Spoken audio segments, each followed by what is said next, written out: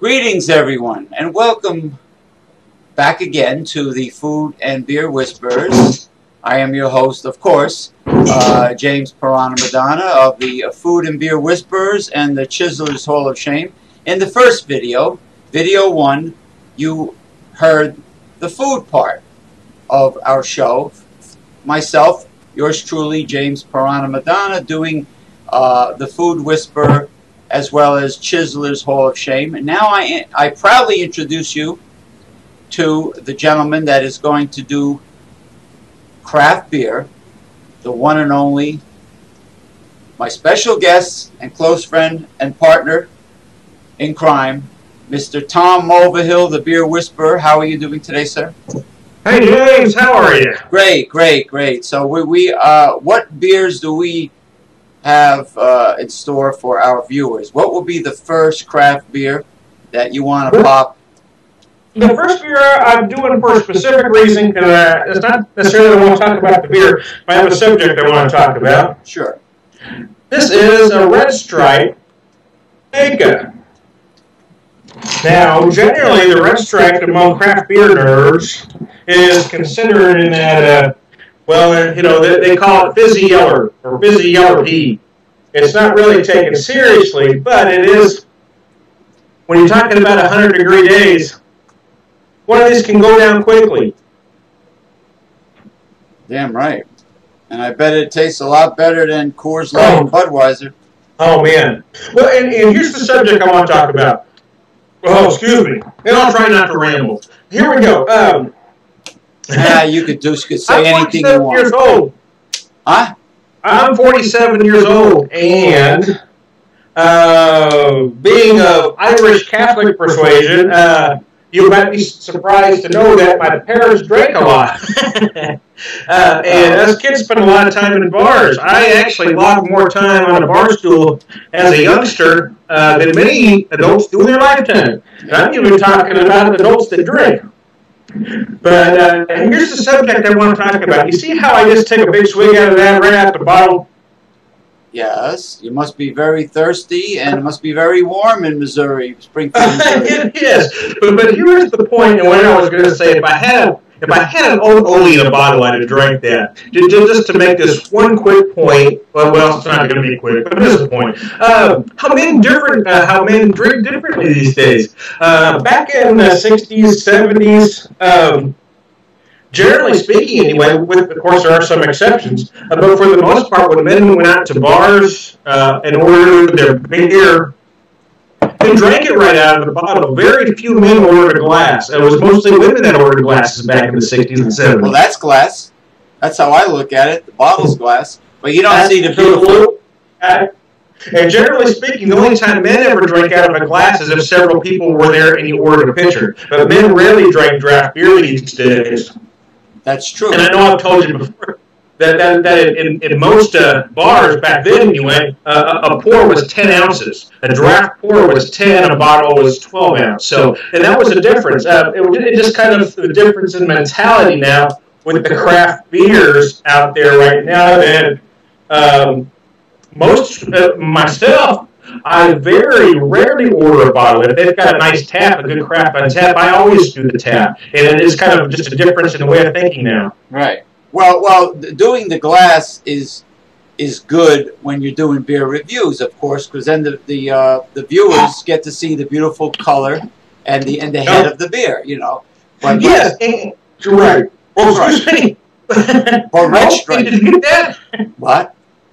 No, don't worry. I make all kinds of noises. I make all kinds of sounds when I do show. But the Red Stripe is not a beer that you would show off the beautiful color and the head. That's right. You know, in most lighter lagers, you know, in the purpose of opening a beer out of a bottle and pouring it into a glass, a craft beer anyway, is to open up those aromas. Yeah. But Red Stripe is a good thirst quenching beer on a hot day. It's definitely better than a Budweiser or a Coors Light. It's from Jamaica. I mean, how their standards for quality might not be that good. I know there's a Dominican beer called, I think, Presidente, from the Dominican Republic. I don't expect that to be super duper, European old world high quality, but it's definitely. I would definitely drink it before I drink a Budweiser or a Coors Light. I would drink a Corona. Even though Mr. Red Rooster despises Corona, I would drink a Corona before I would drink a Budweiser or a Coors Light or a Miller. Screw the American, the mass-produced, preservative-laden American beers. But so all this time, we've had an Irish Catholic and an Italian Catholic doing these shows. How about that? Maybe that's why we get along, my friend. Yeah. You're, and I got the real weapons-grade Irish Chiseler, and I had no idea that you were 100% Irish Catholic. So this will be in honor of you. A little magic, add a little leprechaun magic to our shows. Alrighty. It's also quite solid, so heaven help anybody's skull that connects with it. Anyway, Blackthorn is a hardwood. So anyway, the Red Stripe. Are there any more personal beer tips that you would like to give while you're drinking the Red Stripe? Actually, I finished the Red Stripe, so if you want to move along, we can. But yeah, no, I don't. That's all I had ready today. Okay. But I can have several stories at any given time. Well, you know what? We'll tell the next story on the first high quality craft beer, and I know you have you have two that we haven't done before. Yes, I do. I have two I'd like to get to. So whenever you're ready, I'm ready, man. I'm ready. I'm ready. We're gonna do this this one craft beer that you're gonna pop now. We're gonna complete it, and then we're gonna move on to video 3, part 3. Oh, look at the cute Boston Terrier. I think.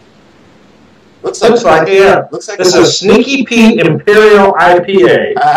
Cute. 10% Imperial IPA. I always loved the Boston Terriers. I don't like small dogs, but I like them. I like Schnauzers. I like Dachshunds. I don't like too many small dogs, but anyway, there you go, Sneaky Pete.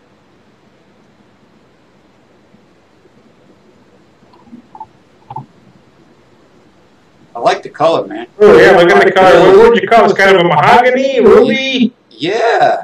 I'm colorblind, so it all looks the same. No, it's gorgeous. It is a kind of a reddish chestnut color. It is for an IPA. It's rather dark, right? Yes, it is. They can be very colored, but this is one of the darker varieties. No, that's a beautiful color. It's like combining. It's like combining coloration-wise. It's like combining a Killian's Irish Red with the Newcastle Brown Ale.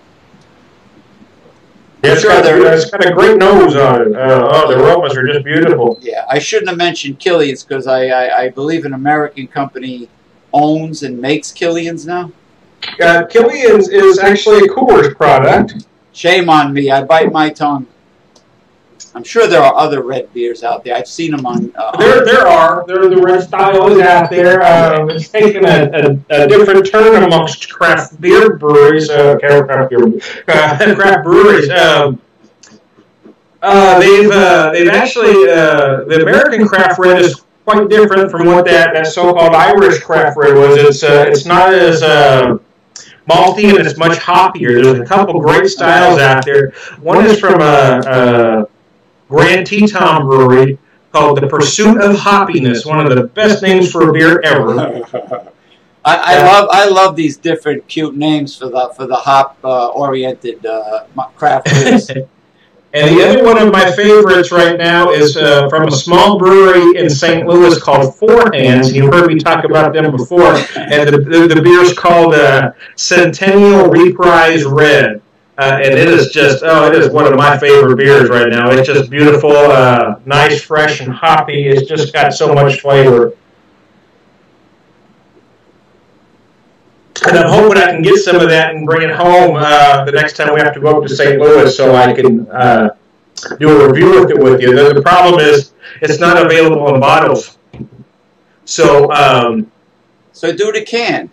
So I have, well, it's not available in cans. I've got to go get a growler. I've got to go to the brewer and get a growler. So I'm going to try to do that next time we're up there. Growler? You mean you're going to get a big bull mastiff or Rottweiler dog or something to open up the beer? Or what does that mean? You're going to get a growler? A growler. Let me show you a growler from another company. And you jabronis out there are making fun of me that I don't know what the word growler means. You know, I got an itch in the middle of my forehead, jabronis. All right? I don't want to hear no shit. He's the beer expert. This is a growler. I've seen them in different sizes, but they're usually 64 ounces. This is from Mother's. I just happen to have this one on my counter. This is a growler. And what you do, a lot of breweries will sell these, so you go and you order your beer, and they open the tap up, and they pour it into this, and then they cap it. If you don't uncap it, they'll generally keep for about 5 days. But once you pop it, you really only got about 2 days to drink it. I have, otherwise it goes flat, you know. But I have an empty growler bottle that I have a bunch of pennies saved in. It says, maybe you know the company. It's a brownish label. It says black and tan, and it has a picture of an alligator in the front. Black and tan. Yeah, so now I know that bottle. Oh, is that Mississippi Mud? Yes. Yes, there you go. That's Mississippi Mud, yeah. Mississippi Mud. That's exactly the bottle I have, and that's what it's called, the growler. All right, I'm learning something today. Yep. This again, they're generally 64 ounces, and the brewers they'll pour out of the tap in there. They usually say you've got 5 days. If you don't open it, you got 2 days if you do. Realistically, I mean, you should finish it as soon as you open it. Well, champagne is that way. Yeah, I mean, it's not going to keep once you pop it. You can't keep on corking champagne, and you can't keep on corking and recorking the growler. It's got to be consumed. Wow. You want to open a growler when you have some special guests over the house and you intend on finishing the growler. That's what. Yes, you do. Yeah, you got a guest, or you just want to drink all day. Now, either way. What are the numbers? What are the numbers in the science of the Sneaky Pete? It's not science of the Sneaky Pete. The Sneaky Pete. The Sneaky Pete is 10%. I put my bottle off to the side here. Let me reach it here. Sneaky Pete is 10%. 89 IBUs, which is International Bitterness Units.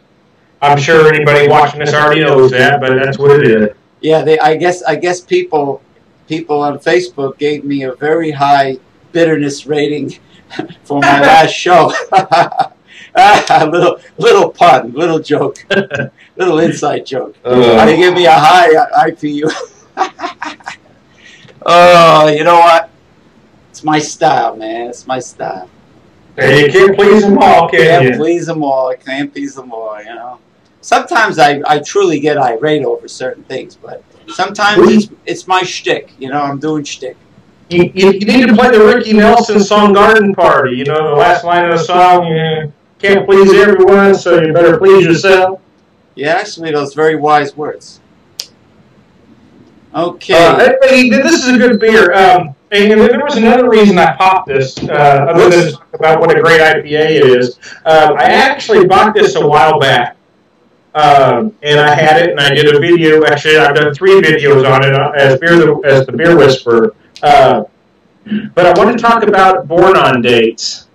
Okay. I don't know if you can see that there. Let me try to hold it steady. This is actually bottle 210 of 12. Now, generally speaking, they're talking about 90 days, especially in an IPA. They want you to drink it within that time frame. I'm obviously past that. But I did that on purpose because I wanted to see how much it would change once I got away from that date. A lot of people assume that the beer is going to go bad past that date, which is a ridiculous notion, especially if we're talking about an American craft beer. They're not going to go bad, but they are going to change, especially when you're talking about an IPA. The hops are a natural preservative. So it isn't going to go bad. But at some point, the hop resins are going to change. It's going to become less hoppy and more malty. Yeah. Well, pharmacists say the same thing about the medications. You know, just because it's expired by a few days or a week doesn't mean you cannot use the medication. You know, it's like a general guideline. You know, if you want the best flavor of the product, it's best consumed before this date. That's all. And the truth is, if somebody just poured this to me in a glass and handed it to me, I would have thought and told me it's a 10% beer. I would make the assumption that they were giving me a barley wine style, which is basically just a high ABV beer. Because I don't taste that it's an IPA right now. I'm not getting those heavy hops. There are hops there, but it's not where an IPA would be. So it is still good. It is. Obviously, I'm going to drink it. Because it doesn't taste bad at all, but it does have more of a barley wine characteristics, which means it's more malt forward and hop forward at this point. Okay. But I wanted to, a lot of people think these beers are bad. You need to get rid of them. No, it's not going to taste like it once did, but it's not bad. And normally I wouldn't do this, but I intentionally saved one back because I wanted to see what evolution it would go through. Okay. I'm a curious feller that way. Well, I just want to say that our viewers are definitely being informed and educated, especially you lay people out there that love beer but are not, very knowledgeable about the intricacies and complexities of beer. And, Tom definitely knows a lot about beer, more than the average person, and plus he's a colorful personality. My wife says obnoxious, but I like colorful. Yeah, colorful. Colorful, unique personality. Yeah, that's what I say. My wife calls me certain names, and I say I prefer to be called different. If that's all the same. Personality or poisonality? What do you prefer? Yeah, poisonality. Poisonality. Beautiful color. That is a real pretty beer. And then this is what I mean when you're doing reviews on good craft beers, you got to go with the glass. Yeah, you do, and that's why I drank that other one out of the bottle to kind of show you how the difference of mentality back then when they were all drinking lighter lagers for the most part. Yeah. Whether it was my dad was an Ole drinker in the 60s and 70s, whether you're Ole or Bud or Old Style or whatever your poison was back in the day. Everybody drank out of the bottle. Oh yeah, without a doubt. So anyway, I'm down to my last swallow here, and I wanted to talk about the beer, but I also kind of wanted to go on a little bit about the born-on dates. It is important, but it's not it's not life or death. You know what I'm saying? It's not written in stone that you got to toss your beer if it's a week after the born-on date. Is what you're saying. No, I mean I think a lot of it's a marketing ploy. You know what I mean? They want you to get to they want to get you to buy more, buy it fresh, and drink it fast. And that's not always the case. Very clever. I'm not a master brewer, but excuse me, I have done a fair amount of home brewing, and anybody that has knows that in most styles that beer tastes pretty good after a month. It tastes even better at 6 months, and if you manage not to drink it all and you still got some left after a year, unless you're talking about a seriously hoppy style, that beer that you brewed is even better after a year. So unless you're subjecting your beer to constantly changing temperatures, it's not going to go bad. That's what's going to kill it, is if you keep letting it get hot, cold, hot, cold, hot, cold, or subject it to direct sunlight. So those are the only things that are going to kill your beer is direct sunlight, over a period of time and constantly changing temperatures. Right. Other than those things, it's not going bad on you folks. But if you keep your cases of craft beer, let's say in a basement, for those that have basements. If you have a basement or a cellar, that is the best place. You keep it relatively cool. A craft beer will age just like a fine wine would. Especially if there's a lot of hops. a good quality beer well aged. Again, IPAs are a different animal, especially American craft IPAs. They're not going to go bad, but they're all formulated to taste a certain way. So if you're buying a big, high IBV, high ABV, IBU Imperial IPA, I had a little tongue twister there, you do want to drink it within their recommended. But but if you're like me and you're curious, keep one back because I am curious. I want to see how much changes it would go through. Well, not everything a company tells you is the truth. Like, for instance, not to change the subject, but for people that are a fish aquarium enthusiasts, they tell you to throw away your activated carbon or charcoal like every couple months. No way. As long as that charcoal still bleeds when you rinse it out, that carbon is still good for filtering. So the companies do lie a lot, quite a bit, some more than others. But in this case, we've learned from Tom that a good quality craft beer that emphasizes hops will last for a very long time. So don't toss your beer after the born on date if it's craft. If it's a craft beer. But anyway, we are about done with that, right? So we're gonna. I am done, actually. Thanks, James, for letting me ramble a bit. Okay. Let me conclude video 2 of our show.